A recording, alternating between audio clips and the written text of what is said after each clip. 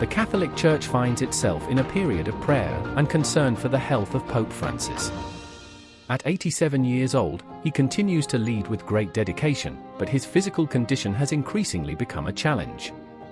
In recent months, he has undergone medical treatments and has faced mobility issues, raising questions about the future of the papacy. The faithful are called to pray for Pope Francis' speedy recovery, asking for strength and guidance in his continued mission. As discussions about his health persist, speculation regarding his potential successor has also emerged. The next pope will be chosen by the College of Cardinals, many of whom were appointed by Pope Francis himself. This video will explore 10 prominent cardinals who could be considered strong candidates for the papacy. Top 10 potential successors of Pope Francis.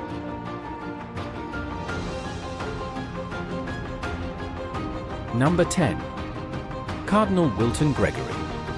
Cardinal Wilton Gregory has made history as the first African-American cardinal in the US, but his impact goes far beyond titles. Raised in Chicago's South Side, he converted to Catholicism as a child and quickly rose through the church ranks, becoming a bishop at just 35 years old. Gregory became a national figure as president of the U.S. Bishops' Conference, 2001 to 2004, when he led the church's response to the clergy sex abuse scandal, pushing for strict policies to protect minors. His tenure has been marked by bold decisions and controversy, from selling a $2.2 million residence after public outcry to taking on President Trump over racial justice and the use of Catholic symbols for political purposes. In 2019, Pope Francis appointed him Archbishop of Washington, making him one of the most influential Catholic leaders in the U.S. He has been outspoken on social justice, LGBTQ inclusion, gun control, and liturgical reforms, often challenging both political leaders and traditionalist Catholics. Elevated to cardinal in 2020, he continues to be a powerful and sometimes divisive voice in the Church. Number 9. Cardinal Leonardo Steiner. Leonardo Ulrich Steiner has carved a unique path in the Catholic Church, blending intellectual rigor, quiet resilience, and a deep commitment to social justice. A Franciscan friar, he was ordained in 1978 by his cousin, the legendary Cardinal Paulo Evaristo Arns, one of Brazil's most vocal defenders of human rights. Steiner's rise through the Church has been marked by a blend of academic excellence and pastoral dedication. With degrees in philosophy and pedagogy, he spent years as a seminary formatter, professor, and novice master before being named Bishop of São Felix in 2005. Later, as Secretary General of Brazil's Bishops' Conference, 2011 to 2019, he became a key figure in shaping the country's Catholic response to social and political issues. During Brazil's COVID-19 crisis, Steiner avoided direct political confrontation with President Jair Bolsonaro's government, but let the Church's actions speak louder than words, championing aid for the poor and the marginalized. In 2020, Pope Francis appointed him Archbishop of Manaus, placing him at the heart of the Amazon, where he has become a leading voice in environmental and indigenous rights. His advocacy earned him a red hat in August 2022, making him the first ever cardinal from the Amazon region, a symbolic and strategic appointment by Francis to amplify the Church's presence in one of the world's most critical ecological frontiers. Now a key leader in the Church's Amazonian mission, Cardinal Steiner stands as a quiet but powerful force for justice, solidarity, and environmental stewardship in Brazil and beyond. Number 8. Cardinal Pierbattista Pizzaballa. Cardinal Pierbattista Pizzaballa has spent his life at the crossroads of faith, history, and conflict, emerging as one of the most bold and influential figures in the modern Catholic Church.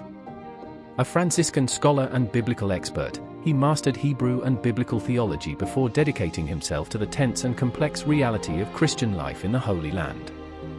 As Custos of the Holy Land, 2004 to 2016, Pizzaballa became a tireless advocate for interfaith dialogue and Christian presence in the region, even organizing Pope Francis' historic 2014 peace prayer with Israeli and Palestinian leaders. But he did not shy away from controversy. He condemned Israel's security barrier, criticized Palestinian leadership, and called for a just resolution to the Israeli-Palestinian conflict. Breaking with tradition, Pope Francis appointed him Latin Patriarch of Jerusalem in 2020, the first non-Arab to hold the post in centuries. As war erupted in 2023, Pizzaballa made global headlines by offering himself as a hostage in exchange for Israeli children held by Hamas. He denounced violence from all sides, signing statements urging an end to the humanitarian crisis in Gaza and calling for de-escalation and peace, a stance that drew both praise and criticism. Elevated to cardinal in 2023, Pizzaballa has become a symbol of courage, diplomacy, and unwavering faith in one of the world's most volatile regions. Whether donning a keffiyeh in Bethlehem or advocating for Christian solidarity, he remains a relentless bridge builder between faiths and factions, determined to keep hope alive in the heart of the Holy Land. Number 7. Cardinal Robert Sarah. Born in a remote Guinean village in 1945 to converts from animism, Robert Sarah's journey to the heights of the Catholic Church was anything but ordinary.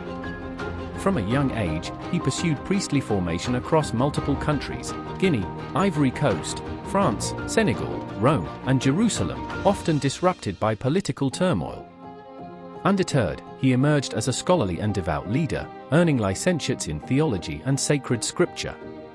Ordained a priest in 1969, Sarah was appointed Archbishop of Conakry a decade later by Pope John Paul II, becoming a fearless voice against the brutal dictatorship of Sékou Touré. Despite being marked for death, he upheld the church as Guinea's last bastion of resistance, earning widespread respect. His unwavering courage and moral clarity made him a revered figure, with Guineans even calling for him to lead the nation's political transition. Sarah's influence extended beyond Africa. He rose through the Vatican ranks, serving under 3 popes and becoming a cardinal in 2010.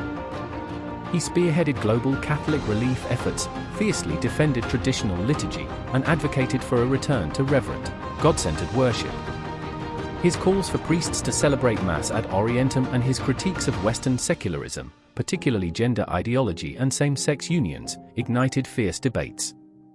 Unapologetically orthodox, Sarah clashed with Pope Francis over liturgical translations and immigration policies, but remained a steadfast servant of the Church. Even after resigning as prefect of the Congregation for Divine Worship in 2021, his legacy as a bold defender of faith and tradition endures, an African cardinal who stood unshaken amidst the storms of history. Number 6. Cardinal Luis Antonio Tagle. Born in 1957 to a devout Catholic family of Chinese, Filipino, and Tagalog descent, Cardinal Luis Antonio Tagle emerged from an aristocratic lineage in Cavite but embraced a life of humility and service.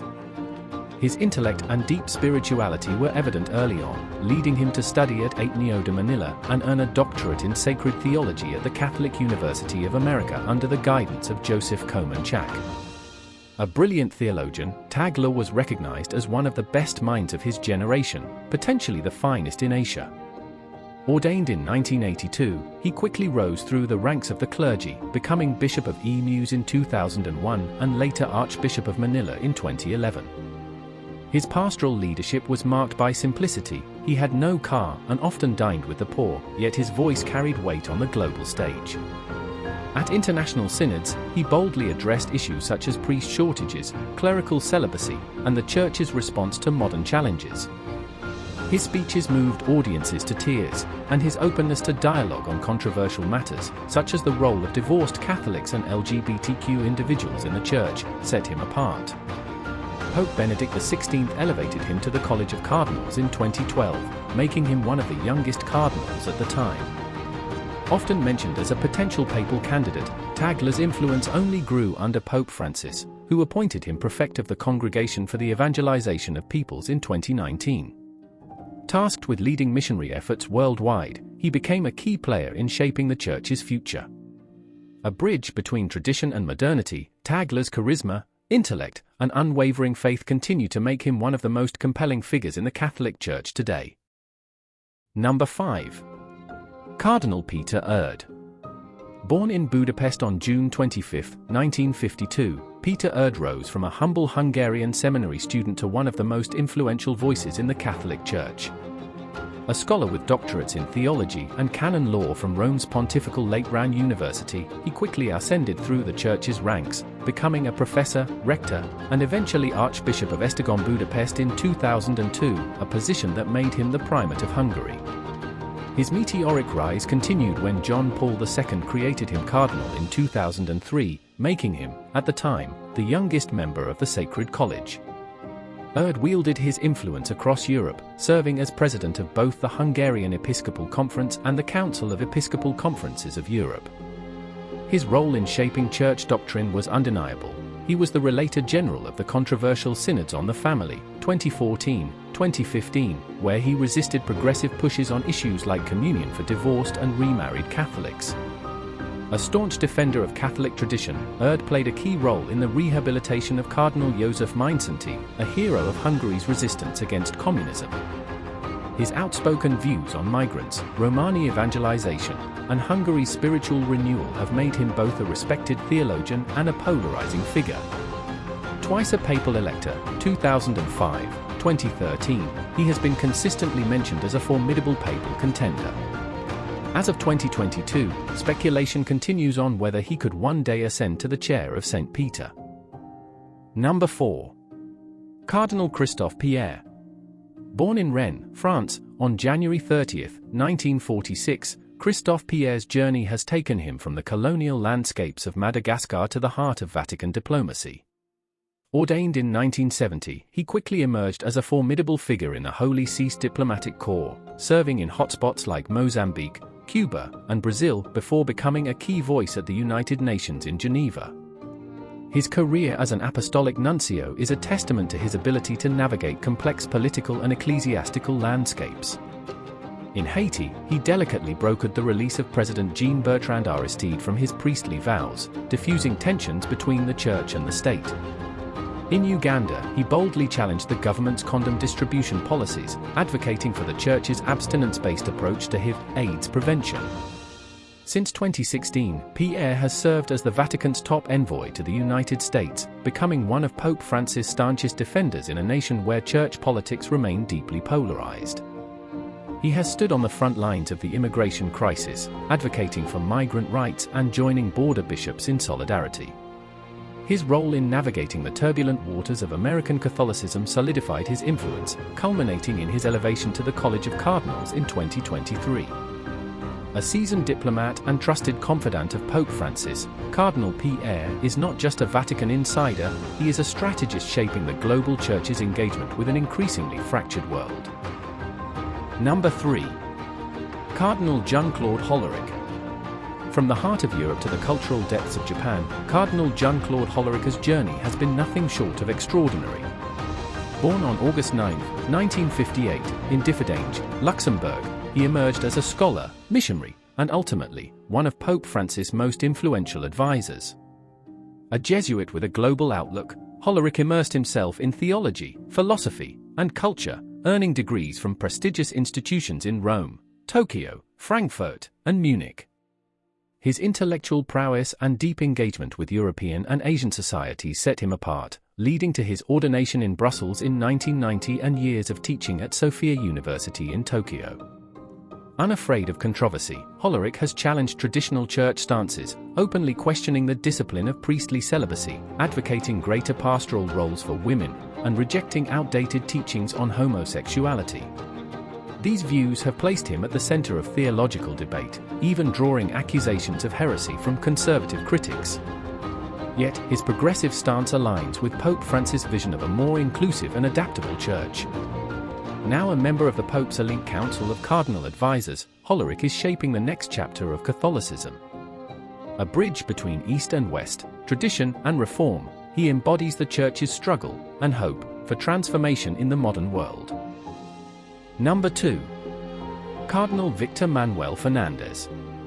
Born in Córdoba, Argentina, in 1962, Victor Manuel Fernandez has risen from a seminary student to one of the most influential figures in the Vatican. His close ties with Pope Francis date back to their collaboration in the Argentine Bishops' Conference, and he quickly became the Pope's trusted theologian and ghostwriter. Fernandez was instrumental in drafting key papal documents, including Evangelii Gaudium, Laudato Si, and Amoris Laetitia. Despite early resistance from the Vatican's Congregation for the Doctrine of the Faith, CDF, Fernandez became rector of the Pontifical Catholic University of Argentina in 2011, thanks to then Cardinal Bergoglio's unwavering support. His appointment as Archbishop of La Plata in 2018 was widely seen as a rebuke to the conservative factions in the Argentine Church. In 2023, Pope Francis named him prefect of the dicastery for the doctrine of the faith, redefining the role to emphasize theological exploration over doctrinal enforcement. Fernandez has been a lightning rod for controversy. His past writings, particularly Heal Me With Your Mouth, The Art of Kissing and Mystical Passion, have resurfaced, raising eyebrows and fueling criticism.